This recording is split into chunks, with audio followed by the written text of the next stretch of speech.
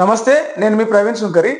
మొన్న మంత్రి సీతక్కతోటి కలిసి Janagama MLA, BRS MLA Palla Rajeshwar Reddy కొన్ని అభివృద్ధి కార్యక్రమాల్లో పాల్గొనడానికి ప్రయత్నం చేస్తున్న క్రమంలో కొంతమంది కాంగ్రెస్ నాయకులు ఆయన మీద అంటే మద్యం మత్తులో ఉన్నారని చెప్పేసి ప్రచారం జరుగుతుంది. అందులో వాస్తవం ఎంత అనేది పక్కన పెడితే ఆయన మీద దాడి చేసేందుకు ప్రయత్నం చేశారు.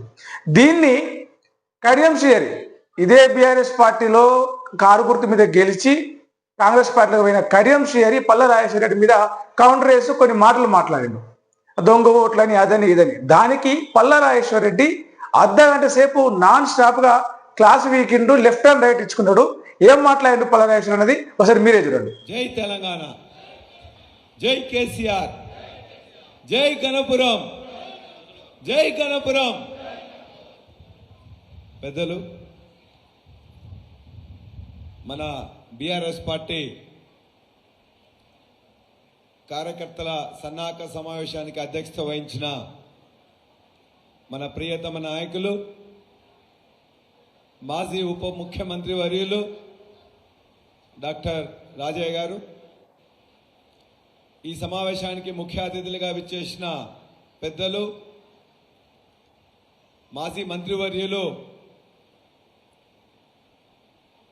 పాలకుర్తి మాజీ శాసనసభ్యులు ఎర్రబెల్లి దయాకర్ రావు గారు, మరియు నా మిత్రులు,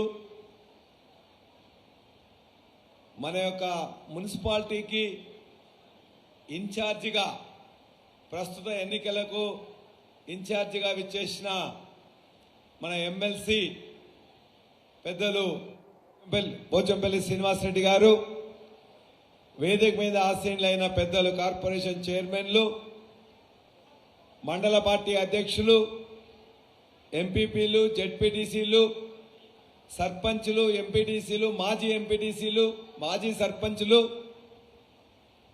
యువజన నాయకులు, మహిళా నాయకులు, వేదిక మీద ఆసీనులైన నియోజకవర్గాన్ని నడిపిస్తున్న 2001 నుండి ఉద్యమంలో 2014 నుంచి అభివృద్ధిలో నడిపిస్తున్న గణపురం నాయకులందరికీ నమస్కారం. గణపురం మున్సిపల్ ఎన్నికల్లో పాల్గొనడానికి విచ్చేసిన మా అక్కజనులకు, అన్నదమ్ములందరూ కూడా నమస్కారం. ప్రెస్ మిత్రులకు అందరికీ నమస్కారం. ఎందుకు గణపురంలో మనం గెలవాలి, ఏ విధంగా కడియం శ్రీహరి మోసం చేసిండు అన్ని విషయాలు మా రాజన్న క్లియర్గా చెప్పిండ్రు. రాజన్న త్యాగం చేస్తేనే కడియం శ్రీహరికి టికెట్ వచ్చింది. మనందరం కూడా గులాబీ జెండాకు అండగానే మొత్తం ఈ జిల్లాలో 2 ఎమ్మెల్యేలు గెలిస్తే 2 ఎమ్మెల్యేలు కూడా కడియం శ్రీహరి గారిని నన్ను గెలిపించడం జరిగింది. గణపురం గడ్డ 2001 నుండి ఇప్పటి వరకు ఎప్పుడు కూడా పార్టీ కేసీఆర్ గారు పిలుపునిచ్చిన ప్రకారం ఆనాడు టీఆర్ఎస్ కావచ్చు, ఈనాడు బీఆర్ఎస్ కావచ్చు, పరీక్షా సమయంలో, కష్ట సమయంలో ఎప్పుడు కూడా కేసీఆర్ గారు వెంటనే నిలబడ్డది. 2004లో మొట్టమొదటిసారి గులాబీ జెండా తీసుకొని విజయ రామారావు గారిని ఇక్కడికి వస్తే అందలం ఎక్కించింది గణపురం గడ్డ. రెండోసారి 2012లో తెలంగాణ ఉద్యమం అయిపోయిందని చెప్తే ఉద్యమం అయిపోలే, ఖచ్చితంగా అంటే ఇచ్చిన తెలంగాణని వెనక్కి తీసుకుంటే సకల జనులు సమాయత్తమై పోరాటం చేస్తుంటే ఆనాడు రాజీనామా చేస్తే 2012లో మరొక్కసారి గులాబీ జెండాకు అండగా నిలబడ్డది గణపురం గడ్డ. మూడోసారి 2014లో తెలంగాణ వచ్చిన తర్వాత మన ప్రభుత్వం ఏర్పడాలంటే ఖచ్చితంగా గులాబీ జెండా గెలవాలంటే మరోసారి గెలిపించింది కూడా గణపురం గడ్డ. మూడోసారి, నాలుగోసారి కేసీఆర్ గారికి గులాబీ జెండాకి ఆశీర్వాదం ఇచ్చింది 2018లో. మొన్న 2 సంవత్సరాల క్రితం జరిగిన 2023 ఎన్నికల్లో కూడా వరంగల్ జిల్లా మొత్తం కూడా రేవంత్ రెడ్డి మాటలకు, కాంగ్రెస్ మాటలకు మోసపోతే చైతన్యవంతమైన గణపురం గడ్డ మాత్రం కేసీఆర్కి అండగా నిలబడ్డది. గులాబీ జెండాకే ఓటేసిండ్రు. 2004 నుంచి ఇప్పటి వరకు జరిగిన ప్రతి ఎన్నికల్లో, పరీక్ష సమయాల్లో, కష్ట సమయాల్లో కేసీఆర్ గారికి గులాబీకి అండగా నిలబడ్డ గణపురం బిడ్డలకు నేను శిరస్సు వంచి నమస్కారం తెలియజేస్తా ఉన్నాను. కడియం సిఆర్కి ఏం తక్కువ చేసినామని ఇవాళ ఈ పార్టీ నుంచి ఆ పార్టీకి మారిండు. ఆయన చెప్తా ఉన్నాడు, నేను మొత్తం కూడా ఇక్కడికి నీళ్లు తీసుకొచ్చింది నేనే, అభివృద్ధి చేసింది నేనే అని చెప్పేసి మాటలు చెప్తా ఉన్నాడు. ప్రజలకు మెమరీ పవర్ తక్కువ ఉంటుంది, జ్ఞాపక శక్తి తక్కువ ఉంటుంది కాబట్టి నేనేం చెప్తే అదే సోషల్ మీడియాలో చెప్పుకుంటే నడుస్తా అని చెప్పేసి అంటున్నాడు. నేనే మొత్తం కూడా ఈ ప్రాంతానికి నీళ్లు తీసుకొచ్చిన దేవాదులకు సృష్టికర్తలు నేనే అని చెప్పి కూడా చెప్పుకుంటున్నాడు. దయచేసి మీరందరూ కూడా ఆలోచించండి. 2001లో తెలంగాణ ఉద్యమం స్టార్ట్ అయితే చంద్రబాబు నాయుడు ఆనాడు దేవాదుల కోసం హెలికాప్టర్లో పోయి శంకుస్థాపన చేసి వచ్చిండు. 2002 నుంచి 4 వరకు తట్టెడి మట్టి కూడా దేవాదులో తీయలే. 2004లో నాటి తెలుగుదేశం ఓడిపోయి రాజశేఖర రెడ్డి గారు అధికారంలోకి వచ్చిండ్రు. రాజశేఖర రెడ్డి గారు అధికారంలో వచ్చినప్పుడు తెలుగుదేశం అధికారంలో లేదు, కడియం శ్రీహరి అధికారంలో లేడు. 2009లో ఆనాడు 2004లో ఇక్కడ మన విజయరామారావు గారు గెలిచారు. 2009లో మళ్ళా కాంగ్రెస్ పార్టీ అధికారంలోకి వచ్చిన ఆనాడు గెలిచింది డాక్టర్ రాజయ్య గారు. ఆనాడు కాంగ్రెస్ పార్టీ పేరు మీద గెలిచారు.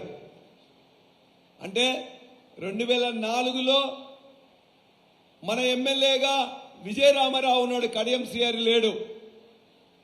2009లో కాంగ్రెస్ పార్టీ గెలిచిన ఎమ్మెల్యేగా రాజయ్య గారు ఉన్నారు, కడియం శ్రీహరి లేడు.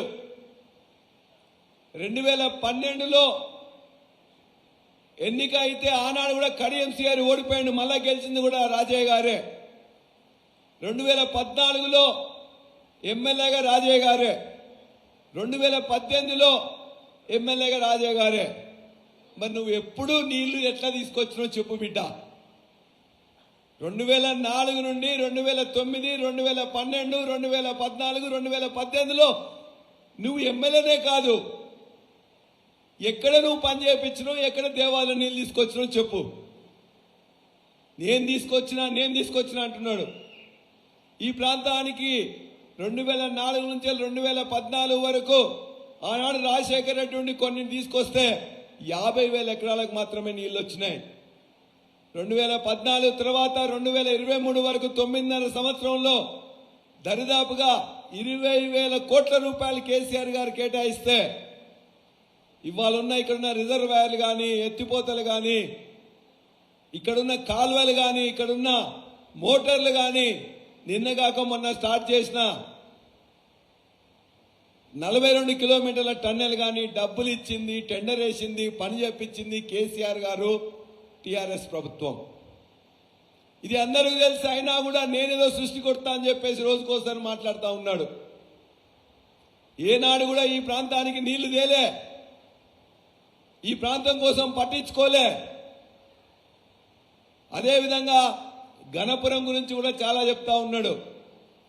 నీవు విద్యాశాఖ మంత్రిగా ఉన్నావు కదా, ఇరిగేషన్ మినిస్టర్గా ఉన్నావు కదా, గణపురానికి మొన్న రాజయ్య గారు ఉన్నప్పుడు ఇచ్చిన డిగ్రీ కాలేజ్ తప్ప ఒక్క డిగ్రీ కాలేజ్ అన్న నువ్వు తీసుకొచ్చినవా?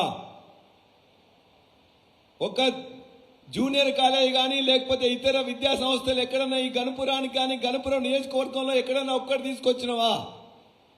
నువ్వు రా, దమ్ముంటే మేము చూపిస్తున్నాం. ప్రతి ఒక్క ఉన్నత విద్యా సంస్థ, అది మోడల్ స్కూల్ కావచ్చు, లేకపోతే ఇతర జూనియర్ కాలేజ్ కావచ్చు, డిగ్రీ కాలేజ్ కావచ్చు, ఎక్కడైనా నీ శిలా పలుకోమంటే చూపించు. డిగ్రీ కాలేజ్ తీసుకురాని చాతగాని విద్యాశాఖ మంత్రి నువ్వు. అంతేకాదు, ఇది మున్సిపాలిటీ అవుతుందంటే మున్సిపాలిటీ జీవో వచ్చిన తర్వాత కేటీఆర్ గారి దగ్గరికి వచ్చి నేను ఎమ్మెల్యే అయిన తర్వాత మున్సిపాలిటీ తీసుకొద్దాం, వద్దు రామన్న అని చెప్పేసి బతిలాడి ఆ యొక్క జీవోను తొక్కిపెట్టింది నువ్వు కాదా? గణపురం అభివృద్ధికి అడ్డుపడ్డది నువ్వు కాదా? కావాలంటే ఇలా కేటీఆర్ గారితో మాట్లాడి మేము వినిపిస్తాం. అదేవిధంగా 100 పడకల బెడ్ హాస్పిటల్ వస్తే హరీష్ రావు దగ్గర గారికి వచ్చి జీవో వచ్చిన తర్వాత రాజన్న వస్తే ఇద్దరం కలిసిపోతే ఆయన ఎమ్మెల్యే పోటీ చేస్తున్నట్ట, అవకాశం వస్తున్నట, ఇప్పుడు వద్దు అని చెప్పేసి ఆనాడు శంకుస్థాపన చేయకుండా అడ్డుపడ్డది నువ్వు కాదా అని చెప్పేసి అడుగుతున్నాం. డిగ్రీ కాలేజ్ వస్తే అడ్డుపడతావు, మున్సిపాలిటీ చేస్తే అడ్డుపడతావు, 100 పడకల ఆసుపత్రి వస్తే అడ్డుపడతావు. నీళ్లు తెచ్చిన చరిత్ర నీది కాదు. మరి గణపురంను అభివృద్ధి చేసినని చెప్పేసి ఏ ముఖం పెట్టుకొని చెప్తున్నావు అని నేను అడుగుతున్నా. లేదు ఇలా కాంగ్రెస్ అభివృద్ధి చేస్తానని చెప్పేసి నువ్వు పోయినావు.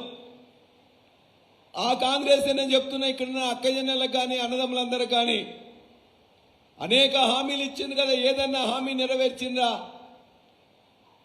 కేసీఆర్ గారు ఇవ్వలేదు. 2500 రూపాయలు నేను తప్పనిసరిగా ఇస్తా అని చెప్పేసి మనందరికీ కూడా కాంగ్రెస్ పార్టీ మాట ఇచ్చింది. గణపురం అక్కజనులు చైతన్యవంతులు కాబట్టి కాంగ్రెస్కు ఓటేయలే. 2500 వచ్చినాయి అక్క ఎవరికన్నా? వచ్చినాయి 50 ఎవరికన్నా? వచ్చినాయి 2500?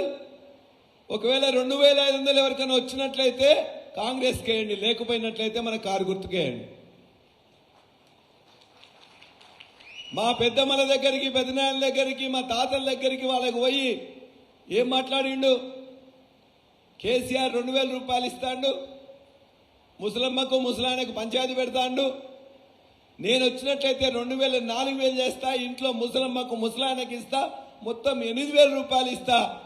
ఆ 8000 మీరేం చేసుకుంటారు పెద్దవా? మీరు మంచిగా కృష్ణారామ అనుకుంటా కాశీకో రోజు పోవచ్చు, వేములవాడుకోవచ్చు అని చెప్పేసి మాటలు చెప్పిండు. వచ్చినాయా అబ్బాయి ఎవరికన్నా 8000 4000 వచ్చినాయా? ఎవరన్నా మా పెద్దవాళ్ళం కానీ, పెద్దవాళ్ళం కానీ, మా తాతలం కానీ, మా అమ్మలం కానీ మేము అందరినీ కోరుతున్నాం, 4000 రూపాయలు ఎవరికన్నా వస్తే, ఇంట్లో ఇద్దరికి వస్తే కాంగ్రెస్ కేయండి, రాని వాళ్ళే మా కారు గుర్తుకే అని చెప్పి మేము అందరిని అడుగుతున్నాం. ఇంకేమన్నాడు? మీ ఇంట్లో కాలేజీకి పోయే పిల్ల అమ్మాయి ఉన్నట్లయితే మీ ఇంట్లో అందరికి కూడా స్కూటీ ఇస్తా అని చెప్పిండ్రు. వచ్చిందా అక్క మీ బిడ్డకి స్కూటీ? వచ్చిందా పెద్దవా మీ మనవరాలకి? వచ్చిందా మీ చెల్లెకి? వచ్చిందా స్కూటీ? స్కూటీలు రాలే. స్కూటీలు వచ్చిన వాళ్ళందరికీ వాళ్ళకే ఓటు. స్కూటీలు రాని మా చెల్లెళ్ళందరూ మొత్తం కూడా కారు గుర్తుకు ఓటేయండి. ఇంకెన్ని మాయమాటలు చెప్పిండు.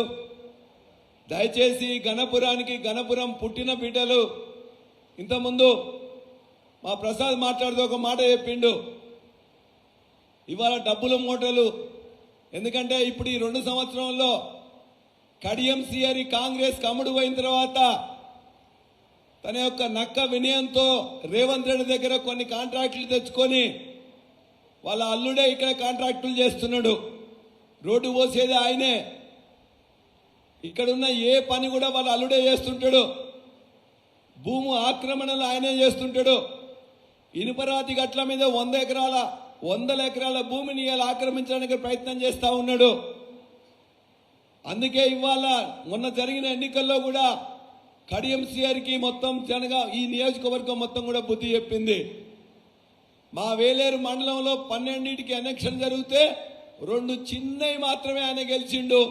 10 ఆయన పెట్టిన వ్యక్తులు అందరూ కూడా ఓడిపోయినరు. మనం గెలిచింది 400, 500, 600, 700తోని మన యొక్క సర్పంచ్లందరూ కూడా వేలేరు మండలంలో గెలిచిండ్రు. ఆయన ఏ ఇనుపరాతి గట్ల దగ్గర ఆక్రమిద్దామని చూస్తుండ్రో ఆ ప్రజలందరూ తెలివితో దేవునూరు కానీ సోమదేవరపల్లి ఆ 2 గ్రామాల ప్రజలు కూడా కడియం సిఆర్కి బుద్ధి చెప్పిండ్రు.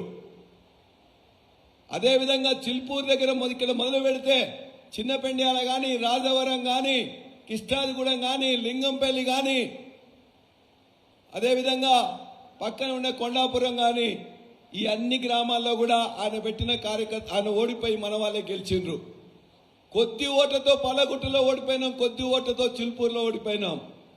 ఎక్కడైతే మన వాళ్ళు గట్టిగా పనిచేసిండ్రో, పనిచేసిన దగ్గర వేలేరు మండలం కానీ, ధర్మసాగర్ మండలం కానీ, లేకపోతే చిల్పూర్ మండలంలో అద్భుతమైన విజయాలు సాధించినాం. జనగామని ఆనుకోనుండే లింగాల గన్పూర్ హెడ్ క్వార్టర్స్ 850 మెజార్టీతోనే కాకుండా 21 గ్రామాల్లో 11 గ్రామాల్లో అత్యధిక ఎక్కువ మెజార్టీతో మనం గెలుచుకోవడం జరిగింది. రఘునాథపల్లిలో అనేక మందిని బెదిరించి చేసినా కూడా దరిదాపుగా 13-14 సీట్లని గెలుచుకున్నాం. రఘునాథపల్లి హెడ్ క్వార్టర్స్ లో ఒక ఇండిపెండెంట్ మన మాజీ జెడ్పీటీసీ అజయ్ కూడా బ్రహ్మాండ మెజార్టీతోని గెలిచిండ్రు. ఇలా మరలా గులాబీ మన యొక్క ఇంట్లోకే వచ్చారు. మన వాళ్ళు కూడా గట్టిగా పోరాటం చేసినాం. కాంగ్రెస్ పార్టీ ఓడిపోయింది. కాంగ్రెస్ పార్టీ రఘునాథపల్లి ఓడిపోయింది, జఫర్గఢ్లో ఓడిపోయింది, లింగాల కన్పూర్లో ఓడిపోయింది, వేలేరులో ఓడిపోయింది, చిలుపూరులో 31తో గెలిచిండ్రు. ఇంకెక్కడ గెలవలే. 5 హెడ్ క్వార్టర్స్ ఉంటే 5 హెడ్ క్వార్టర్స్ లో 4 హెడ్ క్వార్టర్స్ లో కాంగ్రెస్ పార్టీని చిత్తుగా ప్రజలందరూ కూడా ఓడించిండ్రు. దయచేసి గమనించండి. ఇవాళ ఇక్కడ కూడా మనం గెలవాలంటే మనం శ్రమ పడాలి, ఈ విషయాలను చెప్పాలి. కాంగ్రెస్ పార్టీ మనకిచ్చిన హామీలను మోసం చేసి చేయలేదనేది ప్రతి ఇంటింటికి చెప్పాలి. రెండవది, కడియం శ్రీహరి మోసం చేసి, కడియం శ్రీహరి మనకి ఏమి చేయలే. మున్సిపాలిటీకి అడ్డుపడ్డాడు, కాలేజీకి అడ్డుపడ్డాడు, హాస్పిటల్కి అడ్డుపడ్డాడు, నీళ్లు తెచ్చిందని అబద్ధం. ఆనాడు కార్యకర్తలు అనేక మందిని తెలుగుదేశంలో మంత్రిగా ఉన్నప్పుడు అనేక మంది 100 మందిని నిర్బంధం చేసి 10ల సంఖ్యలో వాళ్ళందరినీ ఎన్కౌంటర్ల పేరున చంపించిన కడియం శ్రీహరి అనేది మనం ప్రతి వాళ్ళకు గుర్తు చేయాల్సిన అవసరం ఉన్నది. ఏ ఊరికి పోయినా కూడా అమరవీరులు ఉన్నారు. ఆ అమరవీరుల శోకంలో ఇలా కడియం పాత్ర ఉన్నది. కాబట్టి ఖచ్చితంగా చంపినవాడు, చంపించినవాడు కడియం శ్రీహరి. బ్రతుకు తెరువు ఇచ్చి నీళ్లు తెచ్చింది కేసీఆర్ గారు, రాజయ్య గారు.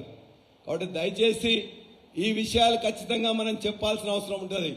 కడియం శ్రీహరి ఏ విధంగా క్రూరుడో, ఏ విధంగా నమ్మక ద్రోహో, ఏ విధంగా పార్టీలను ఊసరవెల్లిలాగా మారుతాడో, ఏ విధంగా తన కుటుంబ అభివృద్ధి కోసం ఈ యొక్క స్టేషన్ కన్పూర్ని తాకట్టు పెట్టిండో, కడియం శ్రీహరి యొక్క వ్యక్తిత్వం ఎటువంటిదో మనం అందరూ కూడా చెప్పాల్సిన అవసరం ఉన్నది.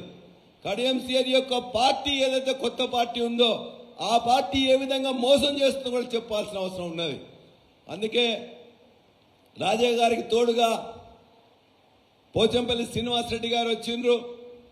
ఎప్పుడన్నా రమ్మంటే మేము కూడా వస్తాం, కానీ ఖచ్చితంగా మనం ఇవాళ గెలుపు గుర్రాలకే టికెట్లు ఇవ్వాలి. వాళ్ళు ఇష్టం వచ్చిన అక్రమ సంపాదనతో ఇలా పైసలు తీసుకొని మూటలు తీసుకొని మేము ఎట్టైనా కూడా వెదజల్లి గెలుస్తామని చెప్పేసి అహంకారంతో బలుపుతో కాంగ్రెస్ వాళ్ళు వస్తున్నారు. మన యొక్క చిత్తశుద్ధితో గులాబీ జెండా మీద ప్రేమతో కేసీఆర్ ఇచ్చిన పథకాల యొక్క అనుభవంతో దయచేసి ఇంటింట్లో ప్రతి ఒక్క మా అక్క, మా అమ్మ, మా చెల్లె అందరూ కూడా మీరు కథానాయకులై ఇలా కారు గుర్తుకు ఓటేయాల్సిందిగా మీ అందరికీ కూడా విజ్ఞప్తి చేస్తున్నా. ఎవరైతే గెలుస్తారనుకుంటారో వాళ్ళకి సర్వే చేసి 1 కాదు 2 కాదు 3 సర్వేలు చేసి ఇవ్వడం జరుగుతుంది. ఎవరి యొక్క రికమెండేషన్ దయాకర్ రావు గారిదో, నాదో, రాజయ్య గారిదో, శ్రీనివాసరెడ్డి గారిదో అక్కడ ఎవరిది ఉండదు. ఎవరు గెలుస్తారనుకుంటే వాళ్ళకే చేస్తాం.